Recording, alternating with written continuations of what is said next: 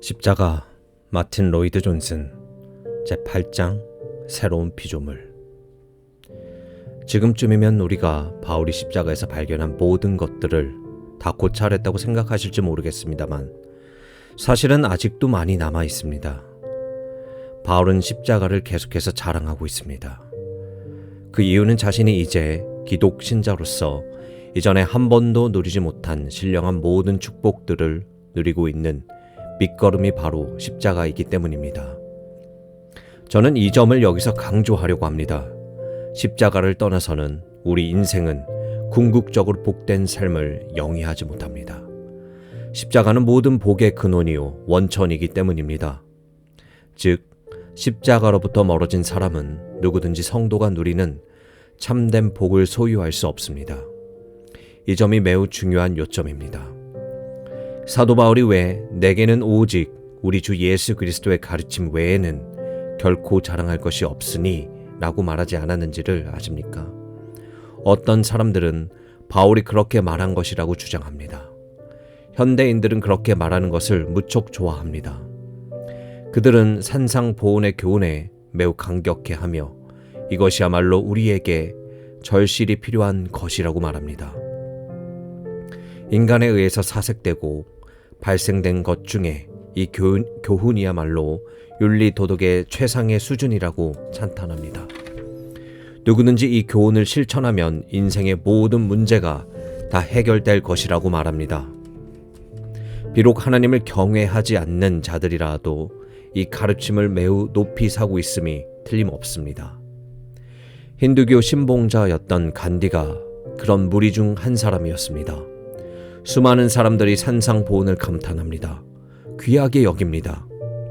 그들은 예수님이야말로 위대한 스승이요 종교 지도자이며 정치적 선동가라고 하면서 매우 그분을 좋아합니다. 그들은 주님의 이 가르침에 힘찬 박수를 보냅니다. 이것이 우리에게 꼭 있어야 할 것이라고 거듭 강조합니다. 누구든지 이 교훈을 실천하면 인생의 모든 문제가 다 해결될 것이라고 말합니다. 그렇다면 왜 바울이 내게는 오직 우리 주 예수 그리스도의 산상보훈 외에 결코 자랑할 것이 없느니라고 말하지 않았습니까? 내게는 전혀 모순점이 없는 하나님의 아들의 가르침 외에는 자랑할 것이 없다고 왜 말하지 않았습니까? 이미 우리가 살펴본 것처럼 바울이 십자가만을 자랑하겠다고 한 이유는 하나님의 아들이 가르치신 교훈이 우리를 구원하시는 것이 아니기 때문입니다. 예수 그리스도의 가르침은 인간을 구원하는 일에 완전히 실패한 것이라고 말할 수 있습니다. 그의 귀한 가르침은 누구도 변화시키지 못했습니다. 심지어 그의 제자들 심령 속에도 그의 가르침은 새겨지지 못했습니다. 그들은 주님의 가르침을 전혀 이해하지 못했던 자들입니다. 복음서를 읽어보십시오. 제자들이 전혀 깨닫지 못하고 있음을 발견할 수 있습니다. 그들은 주님의 가르침을 마음에 새기지 못했습니다. 현대인들이 그토록 좋아하는 산상보훈 자체를 검토해 봅시다. 산상보훈의 가르침대로 실천하며 사는 사람이 있습니까? 이 세상에서 산상보훈을 높이 사는 사람과 실천하며 사는 사람, 그 교훈에 뜨거운 성원을 보내는 사람과 적용하며 사는 사람 사이에는 늘 커다란 차이점이 있습니다. 인간 스스로가 이 교훈을 그대로 실천한다는 것은 역부족입니다. 십계명조차도 다 못 지키는 인간입니다. 그러면서도 인간들은 산상보훈을 지키고자 합니다. 그리스도를 본받아 살자고 열심히 외칩니다. 산상보훈이나 주 예수 그리스도의 삶처럼 우리의 허점을 잘 드러내는 것은 하나도 없습니다.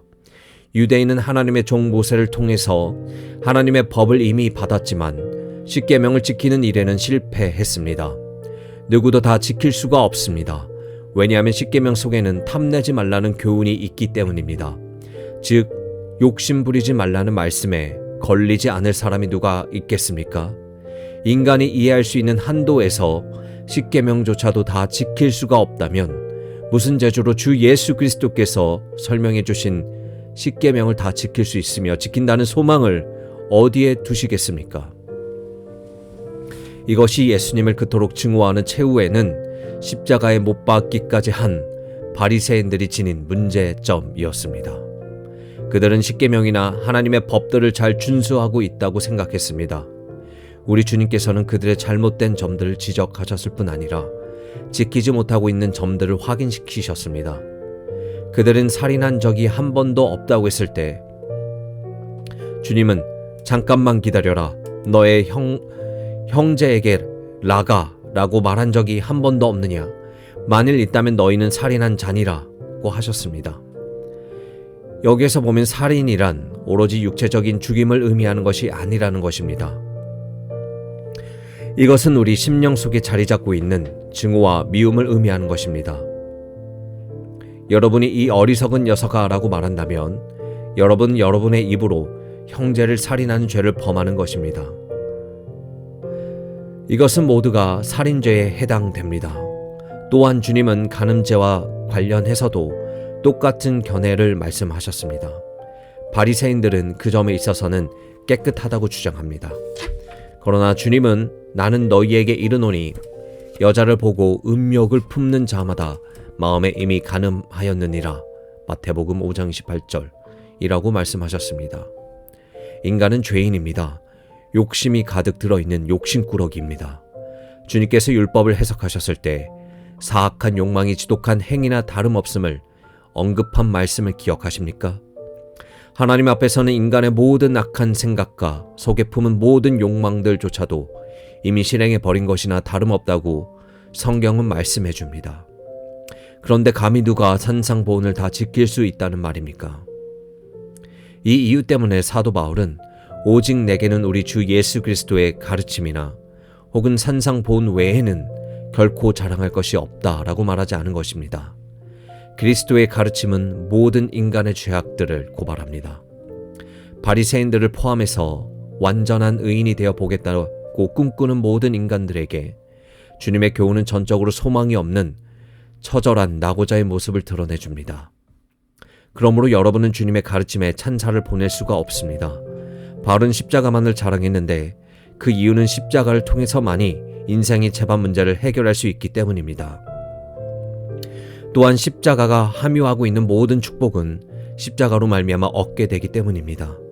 십자가는 우리를 모든 신령한 축복들로 이끌어가는 문제입니다. 십자가 없이 아무것도 없습니다. 십자가 없이는 하나님께 받기를 기대하는 우리의 축복은 전혀 기대할 수 없습니다. 그러나 십자가는 영광스러운 하나님의 모든 축복을 무궁히 누리도록 길을 터줍니다. 이 축복들이 도대체 어떤 것들입니까?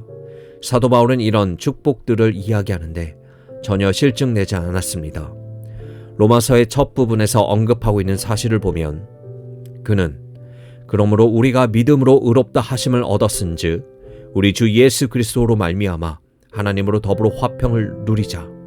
로마서 5장 1절이라고 말씀했습니다. 믿음으로 의롭다 하심을 얻었다는 말씀은 십자가상에서 무슨 일이 벌어졌는지를 믿으시는 그 순간 얻어진 것을 의미합니다. 하나님과 화목케 하는 하나님의 방도를 발견하게 되는 순간 믿음으로 즉각 여러분의 모든 죄악들이 용서함 받게 되는 것을 가르쳐주는 말씀입니다.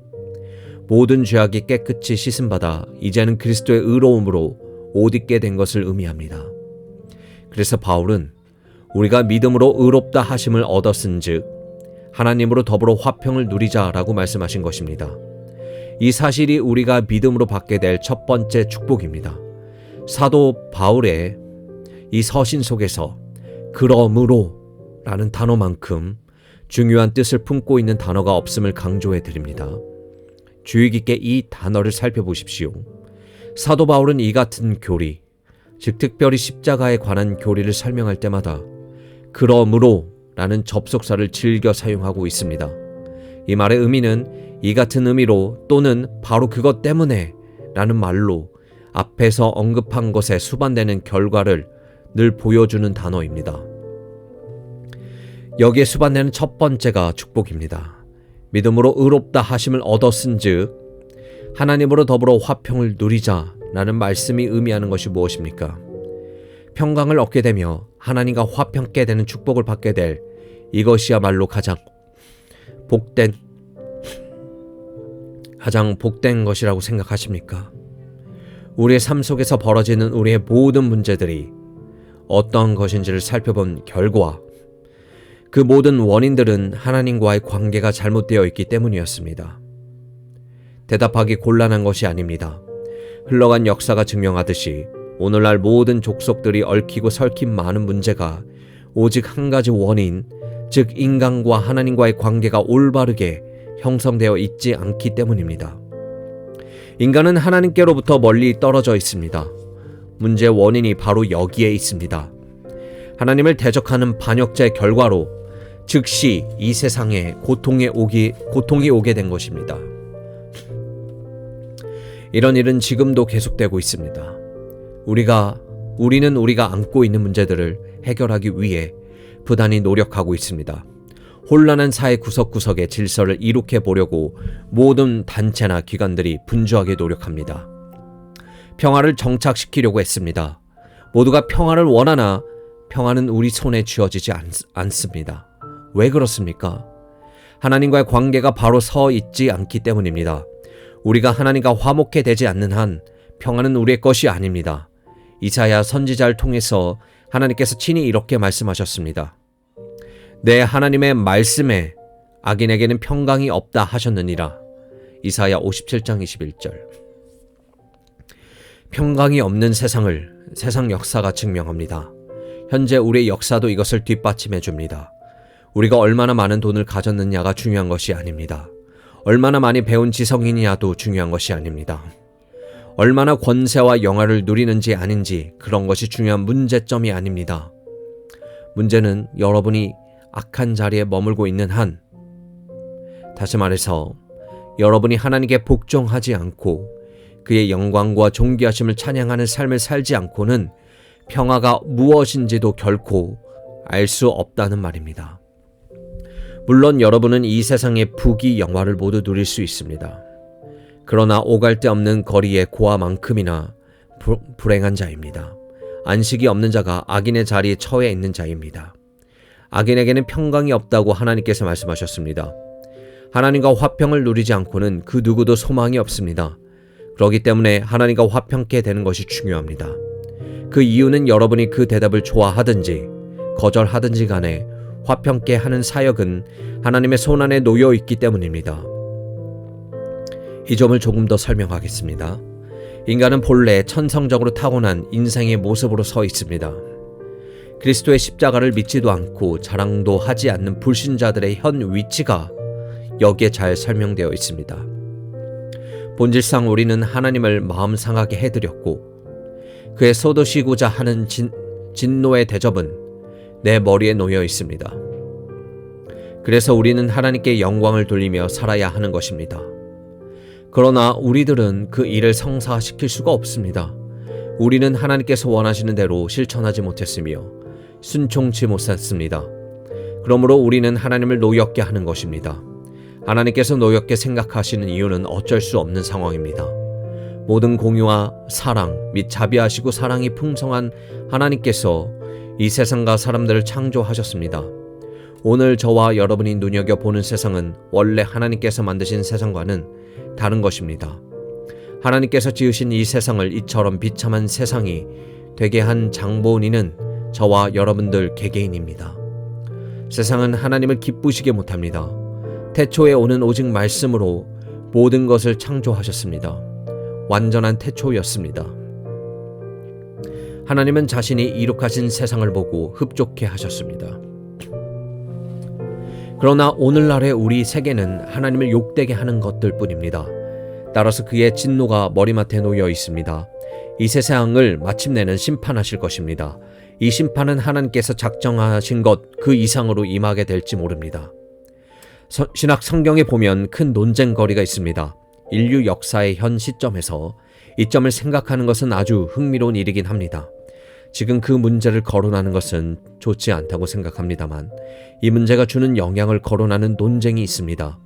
하나님께서는 사람이 무엇을 심든지 그대로 거두게 된다고 말씀하심으로써 인간의 죄악을 향한 하나님의 진노를 나타내십니다. 이 결과를 놓고서 여러 가지 말이 오고 갑니다. 하나님께서는 인간이 죄를 범할 때마다 즉시 형벌을 가하지 않습니다. 때로는 간접적인 방법으로 벌하시기도 하는데 이런 것은 우리가 흔히 경험하는 일이기도 합니다. 우리는 우리 자녀에게 어떤 일을 바르게 하도록 촉구합니다. 예를 들면 여러분의 아이가 손가락을 갖다 대면 즉각 큰 충격을 받게 되는 전기 제품을 만진다고 합시다. 이때 여러분은 만지지 말라고 타이를 것입니다. 그런데 하지 말라고 하면 할수록 아이는 더 만지려고 합니다. 여러분 그 아이에게 또다시 타이릅니다. 만지지 말아라. 만일 또 만지면 이번에는 혼날 줄 알아라. 그제 아이는 혼날 것이 무서워 만지지 않으려고 결심합니다. 그러나 여러분이 보이지 않는 틈을 타서 그 아이는 얼른 손을 갖다 댑니다. 그러고는 충격에 놀라 울게 됩니다. 하나님께서도 때때로 인간을 다루실 때 이처럼 하십니다. 이것은 2번에 걸쳐서 일어난 세계대전 및 혼란과 무질서가 득실되고 있는 오늘날 세상의 한 단면입니다. 하나님께서는 인간에게 이렇게 말씀하십니다. 그래, 너희가 무엇이든지 할 수 있다고 하는데 한번 해보라. 그러나 사람들이 결혼 서약에 충실할 것을 기대하지는 말라. 사람들이 서로 싸우지 않을 것이며 무기를 생산하지 않을 것이라고 기대하지는 말아라. 사람들은 너희의 말에 귀 기울이지 않을 것이다. 왜냐하면 그들은 나를 저버렸고 이제는 자기들의 정욕과 욕심 및 욕망에 이끌려 살기 때문입니다. 자기 멋대로 사는 결과가 이런 것이니라. 그 위에 하나님의 진노가 놓여 있습니다. 이런 세상을 하나님이 좋아하실 리가 없고 축복하시지도 않을 것입니다.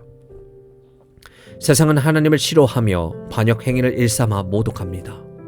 결국 하나님은 그의 모든 축복들을 거두어 가십니다. 여러분은 하나님의 축복을 받지 못하는 세상을 적시하고 있습니다. 그것이 바로 하나님의 진노입니다. 이제 인간의 입장에서 이 문제를 생각해 봅시다. 어떻게 참된 평강을 소유합니까? 어디에서 이 평화를 구하겠습니까? 어디에서 마음의 참된 평화를 얻겠습니까?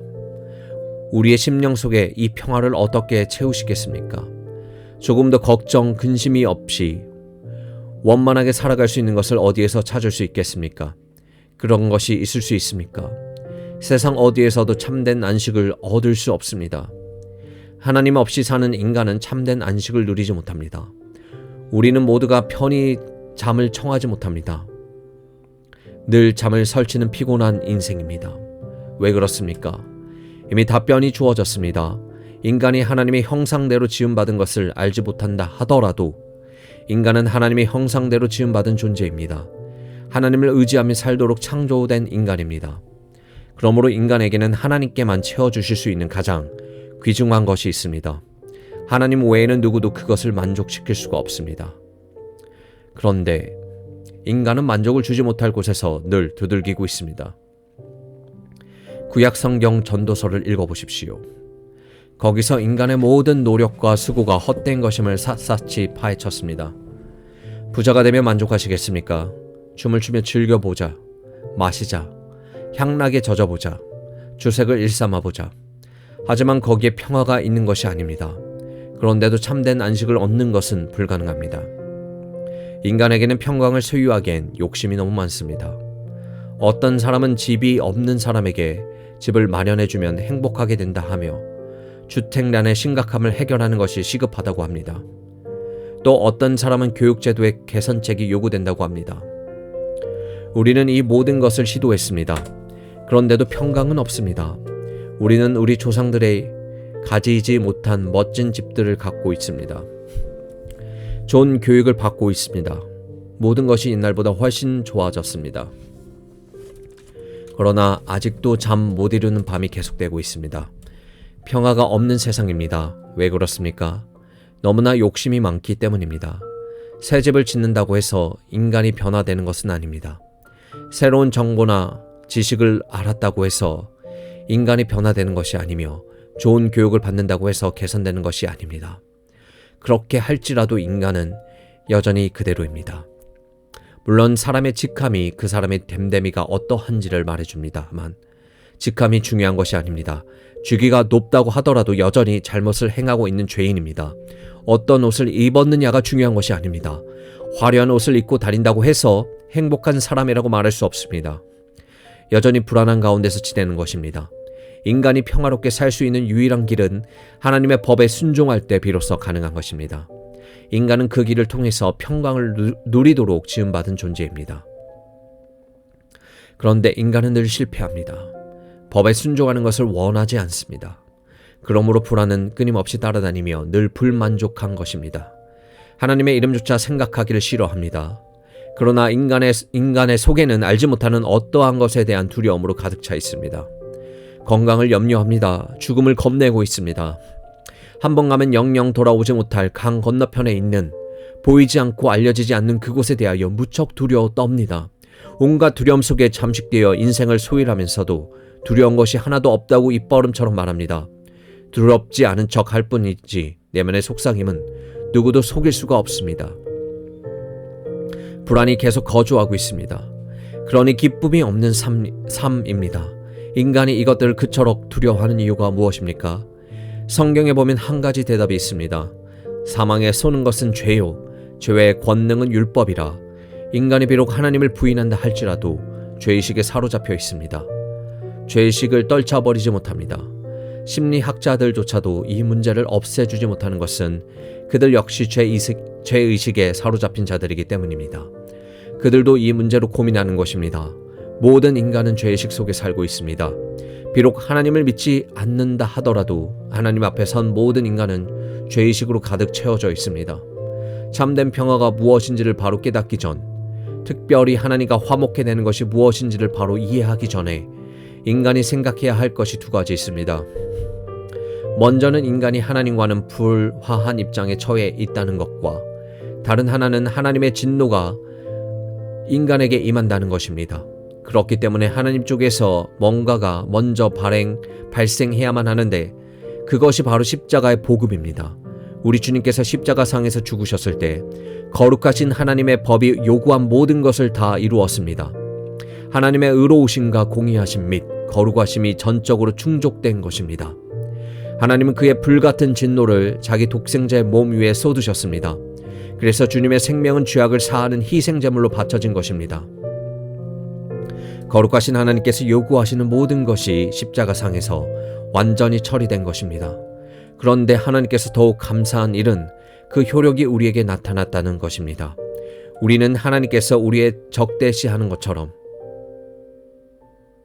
때로는 사람을 공포의 도가니로 몰아넣는 유령처럼 여겨지기도 합니다. 우리를 단번에 현장에 이슬로 사라지게 하는 분으로 또는 우리의 삶을 파멸에 빠뜨리는 분으로 생각하기도 합니다. 그래서 이런 하나님으로부터 우리의 인생이 방해당하지 않기를 원하며 우리 멋대로 살려고 애씁니다. 그런데 우리에게 십자가를 쳐다보는 순간이 주어집니다. 하나님께서 자기의 사랑하시는 독생자를 세상에서 죽으시게 하려고 이 땅에 보내신 것을 바라보는 순간이 찾아오게 하십니다. 그때 그 독생자를 세상에 보내신 분이 바로 하나님이란 사실을 발견하게 됩니다. 하나님께서 그리스도 안에 계시며 세상을 자기와 화목하게 하시며 우리의 모든 죄를 그리스도에게 짊어지우신 분이 하나님입니다. 우리 인간이 마땅히 받아야 할 형벌과 곤욕을 주님께서 당하시게 하신 분이 하나님입니다. 다시 한번 말씀드립니다. 여러분이 십자가를 바라보는 그 순간 하나님께 대한 모든 선입관이 완전히 뒤바뀌어지는 것입니다. 십자가를 통해서 우리는 사랑과 은혜 및 자비가 풍성하신 하나님임을 깨닫게 됩니다. 하나님은 그 영원하신 사랑으로 우리를 사랑하십니다. 그러므로 우리는 십자가에 의해서 하나님의 진노가 충족하게 되었으며 인간의 어리석은 반역 행위가 용서받게 되었음을 깨닫는 것입니다. 그리하여 인간과 하나님이 함께 거하게 되었고 하나님과 더불어 평강을 이루게 된 것입니다. 이 놀라운 역사가 바로 십자가를 통해서 성취된 것입니다. 성자 어거스틴은 그의 고백론에서 이렇게 고백합니다. 주께서는 주님 자신을 위하여 우리를 창조하셨습니다. 그러므로 주님 안에서 우리의 심령이 안식을 누리지 못하면 참된 안식이 없습니다. 인간이 화평을 누리는 유일한 길은 하나님과 화목해 되는 것입니다. 우리에게 향했던 하나님의 불같은 진노와 형벌을 십자가상에서 그리스도의 죽으심으로 명쾌된 것입니다. 이제는 주님께서 인자하신 모습으로 우리를 보십니다. 용서하시는 하나님, 우리에게 늘 웃음을 선사하시는 하나님으로 우리를 지켜보십니다. 믿음으로 말미암아 의롭게 되었은즉 우리는 하나님과 더불어 화평케 되었느니라. 이것이 십자가를 통해서 얻은 첫 번째 축복입니다. 이 십자가를 통해서 얻어지는 축복들이 많이 있음에도 불구하고 먼저 하나님과 화목케 된 사실을 말씀드리는 것은 이것이 다른 모든 축복들보다도 제일 중요한 것이기 때문입니다. 이제 두 번째 우리가 받은 축복이 무엇인지를 살펴봅시다. 로마서 5장과 6장 중간까지 기록된 말씀이 무슨 뜻인지 아십니까? 여러분을 모욕하려는 것이 전혀 아님을 양해 바랍니다. 여기에 있는 이 말씀은 지금으로부터 1900여 년 전에 로마에 있는 성도들에게 쓴 말씀입니다. 당시 로마 교회의 성도들 중에 대부분이 가이사의 집 사람들로 노예나 종들이었습니다. 바울 사도가 이 말씀을 기록했을 때에 그들이 이 말씀을 충분히 이해할 것이라고 생각했음이 틀림없습니다. 그러나 제가 지금 질문하는 대상은 궤변과 사색하기를 좋아하고 많이 배운 지식을 자랑하는 20세기를 사는 모든 사람에게 하는 질문입니다. 여기에 적힌 말씀들을 충분히 이해하십니까? 제1세기의 종의 신분이었던 그들은 이 말씀을 잘 이해했습니다. 그런데 오늘 우리는 어떻습니까? 이해가 됩니까? 사도 바울이 의미하는 바는 다음과 같습니다. 하나님의 아들이 십자가상에서 죽으셨을 때에 그분을 믿는 모든 사람들, 주님과 함께 십자가에 못 박힌 모든 사람들이 이 십자가만을 자랑해야 한다는 것입니다. 로마서 6장 6절을 봅시다.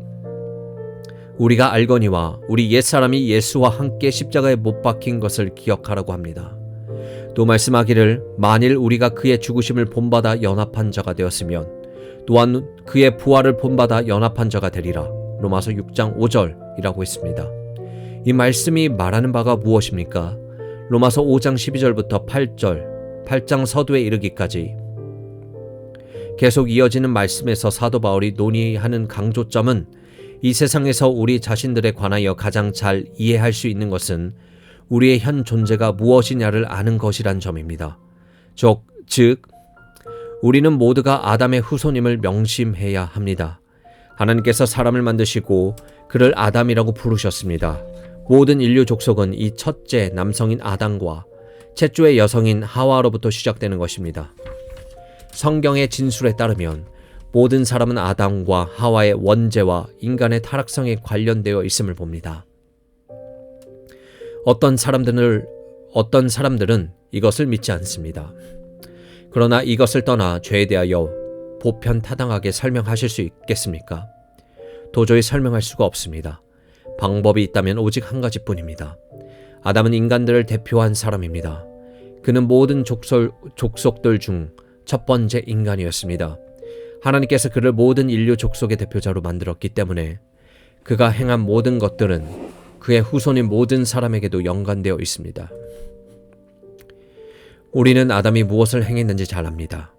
그는 죄를 범하였으며 타락해서 결국은 죽음에 이르게 되었습니다. 그렇기 때문에 바울은 우리 모두가 죽은 자라고 말씀하는 것입니다. 이러므로 한 사람으로 말미암아 죄가 세상에 들어오고 죄로 말미암아 사망이 왔나니 이와 같이 모든 사람이 죄를 지었으므로 사망이 모든 사람에게 이르렀느니라. 로마서 5장 12절. 다시 말해서 우리 모두는 아담이 저지른 행위와 연관되어 있다는 말씀입니다. 우리 모두는 아담 안에 있었습니다. 그러므로 그가 타락하게 되었을 때에 우리도 그와 더불어 타락하게 된 것입니다. 죄의 삭은 사망입니다. 그는 죽었고 그 이후로 우리 모두도 죽게 된 것입니다. 모든 인간이 다 죽었습니다. 세상에 사망이 임하였고 아담의 범죄한 것 때문에 모든 사람이 죽음에 이르게 된 것입니다. 그가 범한 죄악의 주요 요지는 모든 인류 족속에서 타락을 도래시켰다는 것입니다. 그래서 우리 모두는 날 때부터 타락한 심령의 소유자로 비뚤어진 심령을 지닌 죄인으로 태어난 것입니다. 그런데도 우리는 잠시나마 행복해 보려고 여러 가지 헛된 망상을 합니다. 헛된 공상과 더불어 상상의 날개를 활짝 펴 만족한 삶을 얻어 보려고 열심을 다 기울입니다. 우리가 상상한 것을 종이에 그려봅니다만 모두가 진짜가 아닙니다. 죄 없는 어린아이란 있을 수 없습니다. 우리 모두가 하기 좋아하는 것은 하지 말라는 것을 하려고 시도하는 것입니다. 이는 우리가 모두가 아담의 후손들로 태어났기 때문입니다. 우리는 아담 안에 거하고 그와 함께 생활하는 자들입니다. 본질상 모든 인간은 아담 안에 있습니다. 아담의 타락 이후의 모습을 보십시오. 비참하기 그지없는 인생입니다. 우리 역시 마찬가지입니다. 어쩔 도리가 없는 것입니다. 여기에 복음이 증거하는 메시지가 있습니다. 그리스도는 어떤 분입니까?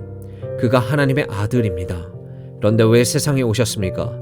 그가 세상에 오심은 새로운 인류 족속을 낳기 위함이었습니다. 그분은 두 번째 아담입니다. 두 번째 사람입니다. 첫 사람은 아담이었지만 둘째 사람은 주 예수 그리스도입니다. 첫 사람은 땅에서 났으니 흙에 속한 자이거니와 둘째 사람은 하늘에서 나셨느니라. 고린도전서 15장 47절. 여기서 우리가 깨닫게 되는 놀라운 진리는 우리가 주 예수 그리스도를 믿으면 주님이 우리의 대표자가 되신다는 것입니다. 주님께서 하신 모든 것은 우리를 위하여 하신 것이므로 주님 안에서 우리가 행한 것과 같은 것입니다. 비록 아담 안에서 우리가 타락했으나 타락한 죄인들이 그리스도 안에서 다시 소생함을 얻게 되는 것입니다. 여러분이 주님을 믿는다는 것은 그와 함께 죽었음을 의미하며 여러분이 당해야 할 형벌이 치루어졌음을 의미합니다. 또한 옛사람으로 지낸 이전의 모든 것이 깨끗이 제거되었음을 의미하는 것입니다. 이제는 더 이상 아담에게 속한 자가 아닙니다. 그리스도에게 속한 자입니다. 새로운 인간으로 출발합니다. 정말 놀라운 축복이 아닐 수가 없습니다. 어느 누구도 이해할 수 없는 너무나도 의아스러운 사건입니다. 이 진리를 이미 파악한 자들은 신앙의 연조가 깊다 하더라도 신령이 늘 새로운 것입니다. 이것이야말로 놀라운 축복이 아닙니까? 여기서부터 복음의 찬란한 빛이 세상에 비추는 것입니다. 구스인이 그 피부를, 표범이 그 반점을 변혁시킬 수 있느뇨? 세상은 할 수 없다고 대답합니다. 인간은 언제나 인간으로 남아 있습니다. 그런데 어떻게 새 출발을 합니까? 언제나 옛 성품 그대로 지니고 있다고 말합니다. 우리는 새로운 모습이 된 것처럼 나타낼 수가 없습니다. 도저히 불가능합니다. 그 모습 그대로 존재하는 것입니다. 그러나 복음은 옛 모습이 죽는 것입니다. 아담에게 속한 것으로부터 벗어나 그리스도 안에 속하게 됩니다. 그러나 아담 안에 있는 것들을 중지시킬 수는 없습니다. 죽음을 경험할 수도 있고 전적으로 거듭난 것을 경험할 수도 있습니다. 비록 아담 안에 있다 하더라도 새 출발, 새 생명을 얻게 됩니다. 이제는 그리스도와 함께 죽은 자이며 그리스도와 함께 부활한 것이며 그리스도 안에 있는 자들입니다. 그러므로 그리스도 안에서만이 인간은 새 사람이 될 수 있습니다. 이 같은 축복이 사도 바울에게 일어났습니다. 바울은 옛사람의 삶 속에서 자기 만족에 젖어 있었던 사람입니다. 바리새인 것을 자랑삼아 말했고 종교적으로나 도덕적으로 흠이 없는 자신이 유대인을 향한 훌륭한 민족주의자임을 자랑했습니다. 그러나 그도 자신의 비참한 처지에서는 헤어날 수가 없었습니다. 늘 혼란한 가운데 머무는 공고한 심령이었습니다. 그가 십자가상에서 주 예수 그리스도의 죽으심이 무엇을 의미하는지를 깨닫게 되었을 때에 그는 전적으로 딴 사람이 된 것입니다. 다소의 사울은 죽었고 사도 바울의 삶이 시작된 것입니다. 그는 말하기를 그런즉 누구든지 그리스도 안에 있으면 새로운 피조물이라 이전 것은 지나갔으니 보라 새 것이 되었도다. 고린도 후서 5장 17절이라고 했습니다. 이제 그는 구속함을 받아 그리스도 안에 있게 된 것입니다. 이제는 하나님께 대하여 산 자가 된 것입니다. 일이 가능케 된 것은 십자가로 말미암은 것입니다. 본질상 우리가 가진 옛 모습을 송두리째 뽑아버릴 수도 있는 것이란 아무것도 없고 오직 십자가상에서 죽으신 그리스도만이 하실 수 있는 일입니다. 그러므로 여러분이 주님의 죽으심과 그리스도이심을 믿는다면 그리고 그의 죽으심이 성취한 것이 무엇인지를 믿는다면 여러분이 지닌 아담의 옛 성품은 진실로 죽은 것입니다. 여러분이 옛사람은 그리스도와 함께 죽었고 이제 그 모습은 영원히 사라져버렸음을 깨닫는 것입니다. 그 결과로 우리는 모든 현 위치와 상태가 전혀 다른 것이 된 것입니다. 제가 너희를 주관치 못하리니 이는 너희가 법 아래 있지 아니하고 은혜 아래 있음이니라. 로마서 6장 14절. 우리 모두가 이 말씀이 무엇을 의미하는지 이해하여야 합니다. 사람들의 기독교에 대하여 어떻게 생각합니까? 그들은 기독교가 단순히 인간의 죄사함을 제공하는 종교라고 생각합니다. 하나님을 내 죄를 용서하노라 라고 말하는 분으로 간주합니다. 그러나 그렇게 믿는 사람들 역시 여전히 옛 습관에 머물러 옛 성품을 가지고 옛 세계로 되돌아가는 것입니다. 그 속에서 실패를 거듭하고 또 죄를 지으며 교회에 다시 나와 회개하는 이런 일을 계속 반복합니다.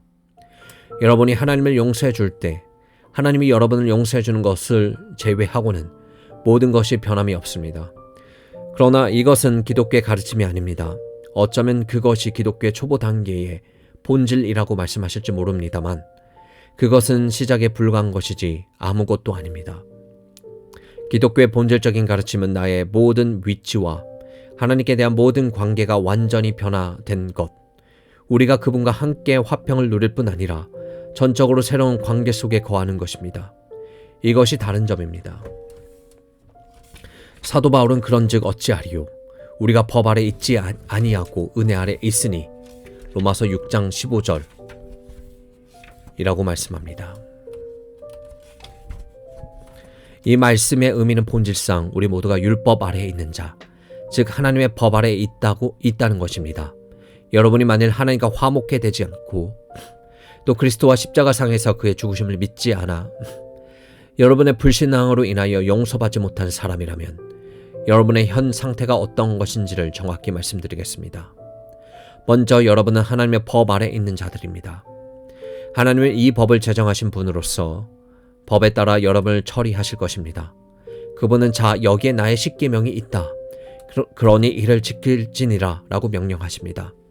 이것은 우리가 법 아래에 있다는 의미입니다. 우리 모든 대한민국 헌법 아래에 있습니다. 우린 이 법에 따라 죄목이 발견되면 즉각 적절한 형벌을 처하게 됩니다. 우리가 법 아래에 있기 때문입니다.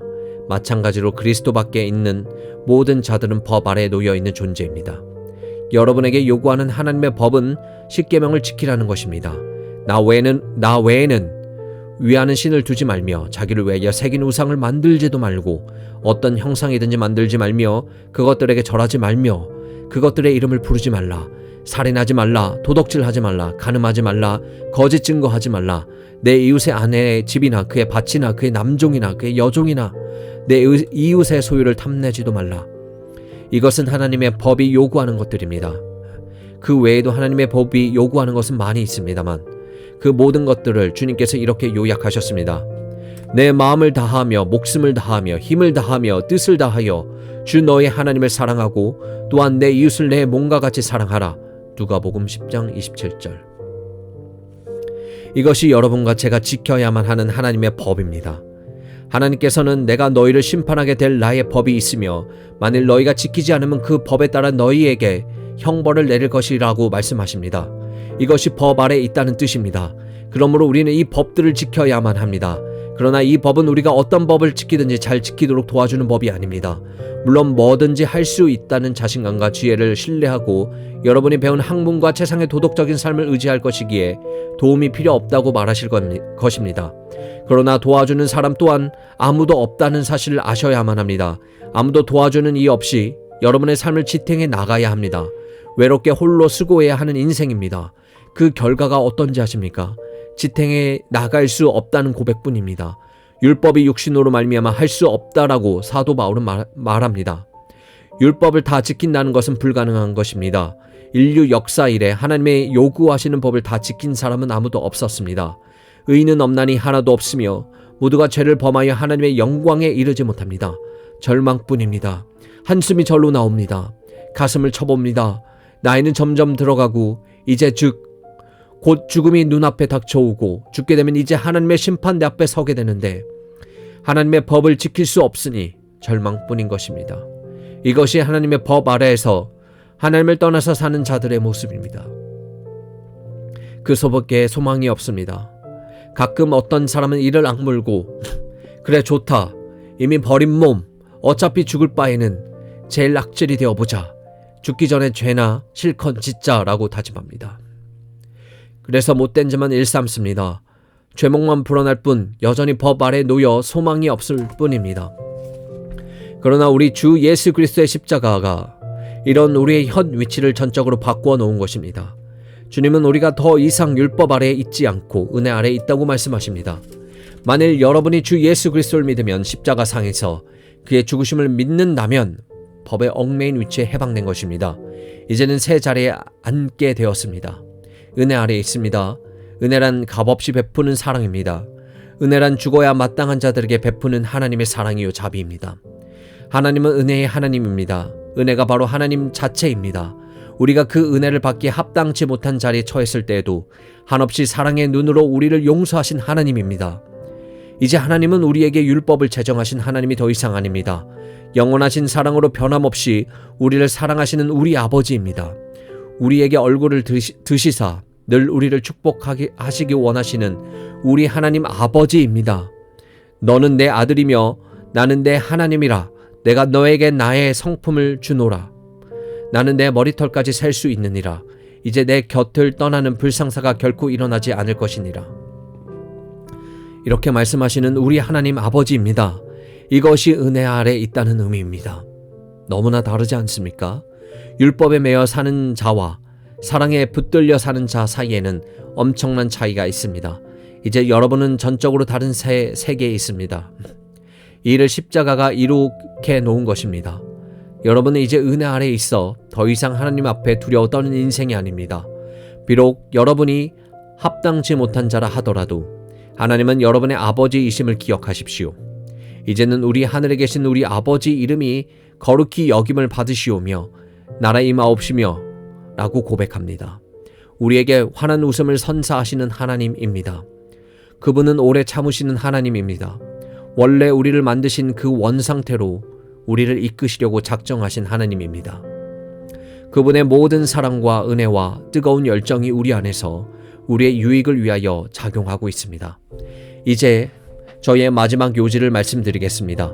우리가 이 세상에 살고 있는 동안 인생의 모든 재반사를 십자가가 변형시켜 주는 것입니다. 여러분이 하나님의 아들을 믿고 그의 십자가상에서 죽으심을 믿게 되면 여러분의 심령 속에 성령이 충만케 됨을 느끼게 됩니다. 성령은 전능하신 하나님의 영입니다. 능력의 영입니다. 어떻게 우리가 이 세상을 살아가야 합니까? 비록 우리가 예수를 믿는다 하더라도 세상과 우리 육체 및 사탄도 그대로 남아 있습니다. 그래서 어떤 이들은 공박하기를 복음을 믿는다는 것이 도대체 뭡니까? 교회에 오지만 전과 똑같은 세상에 살고 있지 않소? 사탄의 강압과 지옥에 대한 공포가 아직도 우리를 대적하지 않느냐 말이오. 여전히 우리는 똑같은 인간이오. 라고 항의하실 것입니다. 그러나 그것은 사실이 아닙니다. 진실로 여러분이 주 예수 그리스도를 믿으면 여러분은 새로운 피조물입니다. 더 이상 율법 아래에 있지 않고 은혜 아래에 있습니다. 아담의 품 안에 있지 않고 이제는 그리스도 품 안에 있습니다. 이것들 외에 받는 축복은 하나님의 능력의 영이 여러분의 속에 내주하시는 것입니다.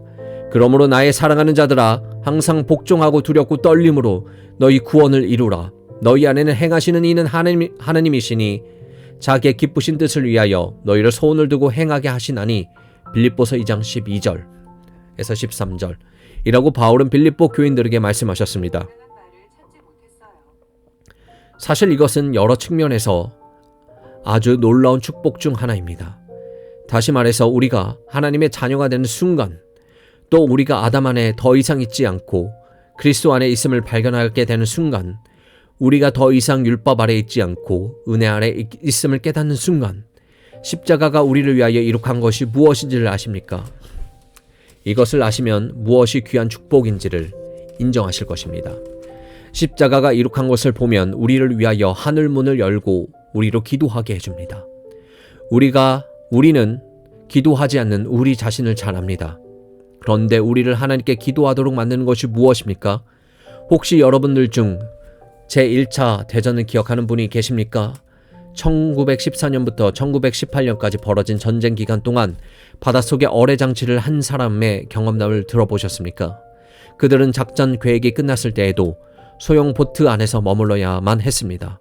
음식이 바닥났습니다. 마실 물도 떨어졌습니다. 배는 물결에 따라 요동합니다. 어느 누구도 그들을 구출하러 오지 않았습니다. 이젠 마지막이라고 생각했습니다. 그들은 어찌할 바를 몰랐습니다. 그때 누군가가 하나님께 기도드리는 것이 어떠냐고 제의했습니다. 그 배 안에 있는 사람들 중에 기도해 본 적이 있는 자란 아무도 없었습니다. 하나님에 대하여 생각해 본 적이 없었습니다. 그러나 그들은 죽음을 눈앞에 둔 환난 중에서야 하나님을 기억해 했습니다.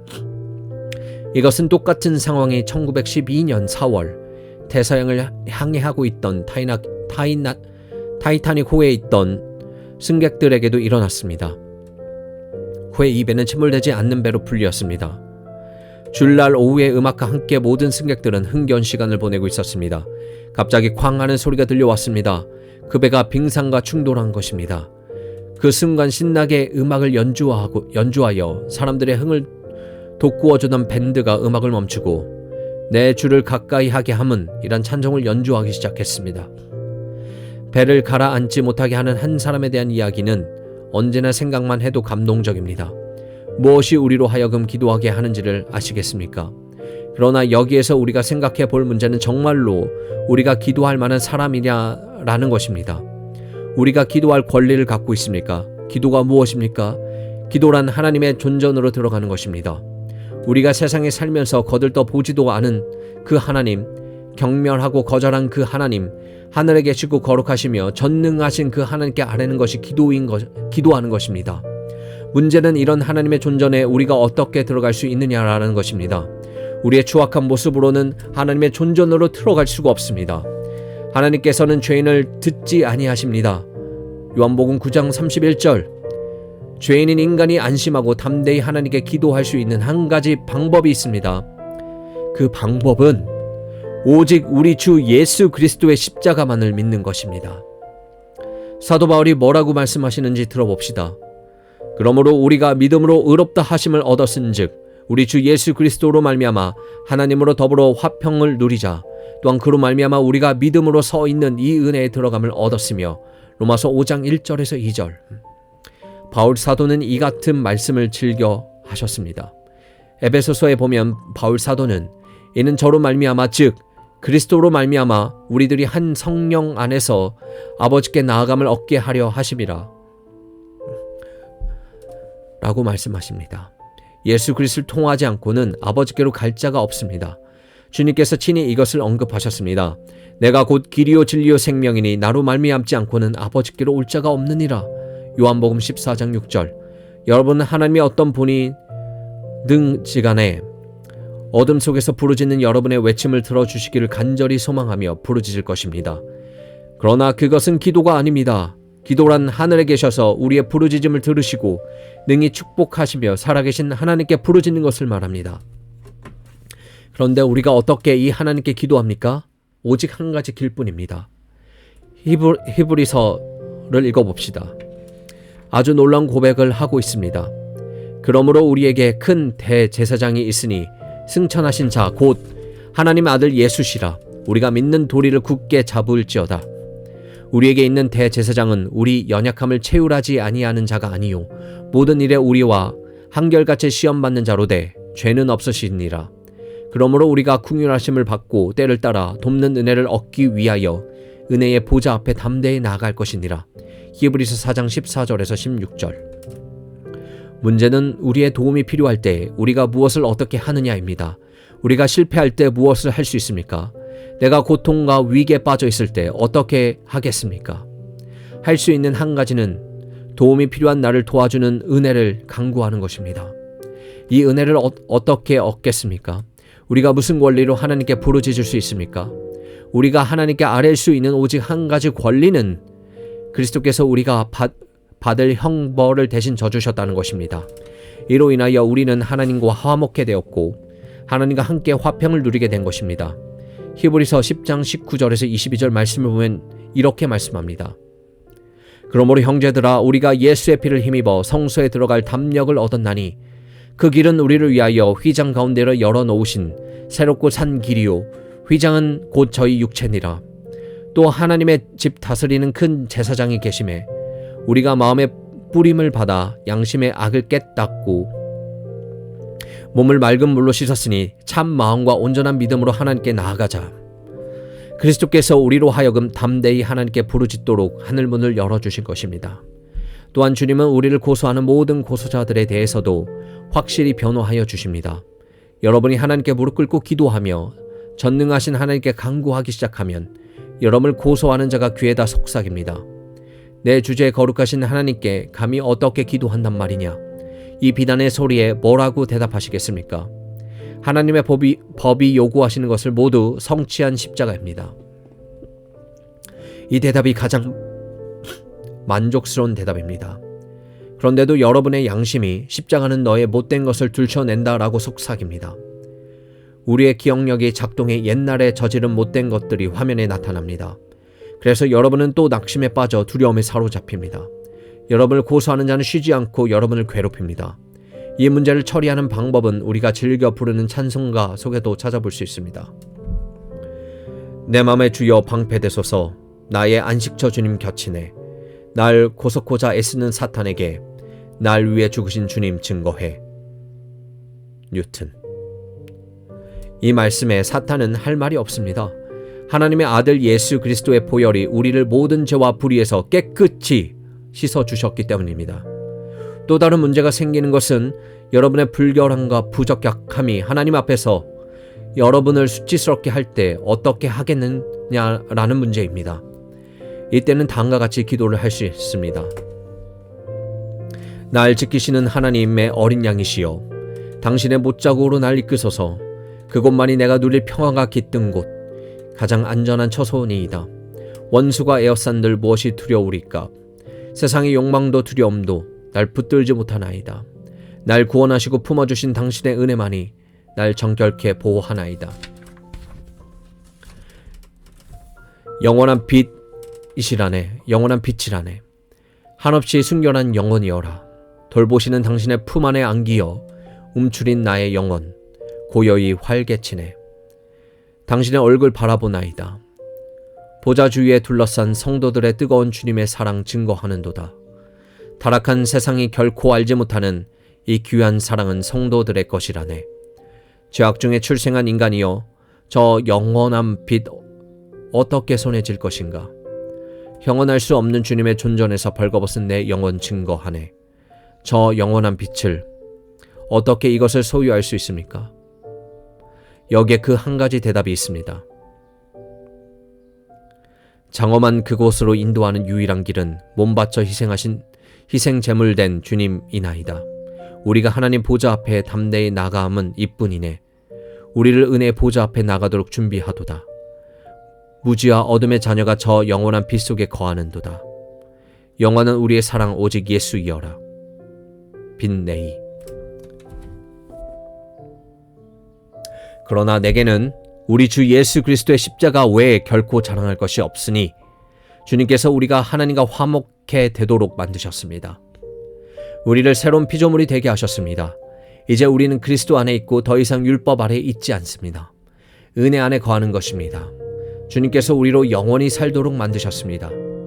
그러므로 이제 우리는 하나님께 기도할 수 있도록 되었습니다. 우리를 고소하는 모든 대적에게 분명히 대답해 줄 말이 있습니다. 하늘에 계신 거룩하신 하나님께 부르짖는 특권을 누리게 되었습니다. 그런데 여러분은 아직도 그러나 내게는 우리 주 예수 그리스도의 십자가 외에 결코 자랑할 것이 없으니 라고 말할 준비가 되어 있지 않습니까?